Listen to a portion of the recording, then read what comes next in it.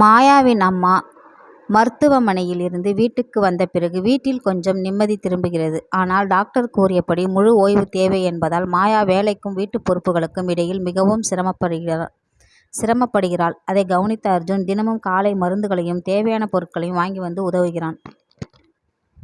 ஒரு நாள் மாயாவின் அம்மா அர்ஜுனை தனியாக அழைத்து, என் மகள் சின்ன வயசுல இருந்தே கஷ்டப்பட்டு தான் வளர்ந்தா.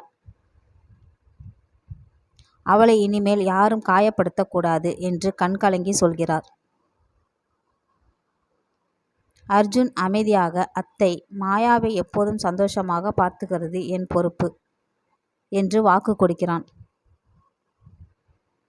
அதை வெளியே நின்று கேட்ட மாயாவின் கண்களில் கண்ணீர் வழிகிறது. ஆனால் அதை அர்ஜுனிடம் காட்டாமல் அமைதியாக அங்கிருந்து செல்கிறாள். அடுத்த நாள் அலுவலகத்தில் மாயாவுக்கு ஒரு பெரிய பதவி உயர்வு வாய்ப்பு கிடைக்கிறது. ஆனால் அதற்காக வேறு நகரத்திற்கு 6 மாதங்கள் செல்ல வேண்டும் என்று கூறப்படுகிறது. மாயா குழப்பத்தில் இருக்கிறாள். ஒரு பக்கம் அம்மாவின் உடல்நிலை, இன்னொரு பக்கம் தன் கனவு வேலை. அவள் இந்த விஷயத்தை அர்ஜுனுடன் சொல்கிறாள். அர்ஜுன் சிறிது நேரம் யோசித்துவிட்டு, உன் கனவுக்காக இந்த வாய்ப்பை விடாதே, அத்தையை நான் பார்த்துகிறேன் என்று உறுதியாக சொல்கிறான்.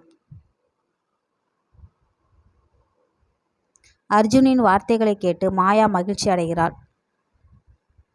ஆனால் அதே நேரத்தில் மாயாவின் பதவி உயர்வை பொறாமைப்படும் அவளது அலுவலக சக ஊழியர் விக்ரம் இருவரையும் பிரிக்க ஒரு திட்டம் போட தொடங்குகிறான்.